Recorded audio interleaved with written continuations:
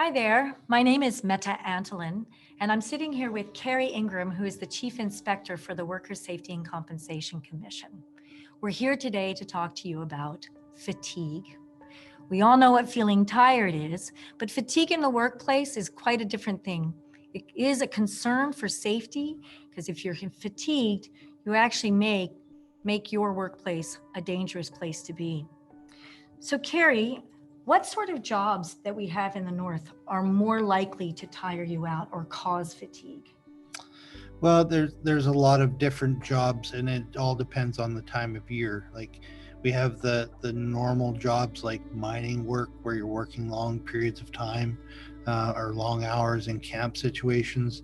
We've got the healthcare system where people are having to work long hours under stressful conditions, and then in the summertime we've got the fishing, charters. We've got our construction industry. So they're working long hours because they've got the long hours of daylight to be able to do the job.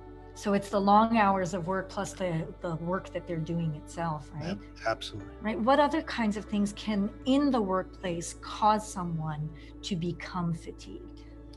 Just simple things like being mundane or repetitive can contribute to people being fatigued, because you don't get variety, and that's the thing, is that if you get a little bit of variety in your work environment, so you get change, the chances of you becoming fatigued in that activity are less.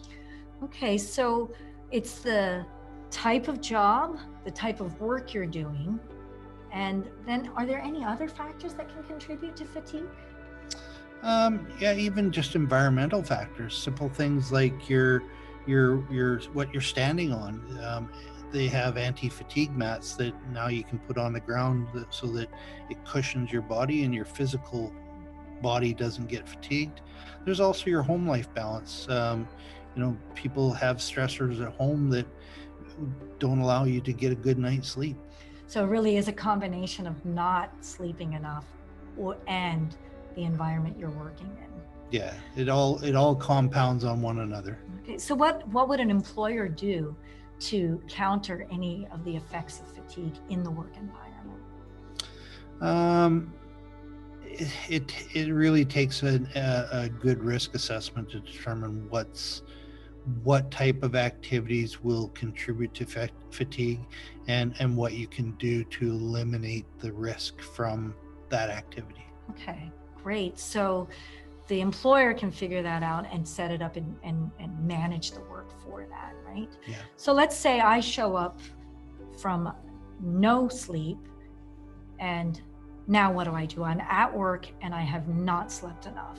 What happens at the workplace? Well, I mean, there's a couple things there, and really it's, did you need to come to work in the first place, if you were that tired? But if you did show up at work, it's the conversation you have with your supervisors so that you can come to a determination on whether or not they can facilitate you at work and put you in a job that's less risky, and allow you to continue to work through the day, or if there's other things that they need to do. So it sounds a little bit like a chicken and the egg. The higher the risk the work is, the more tiring it is.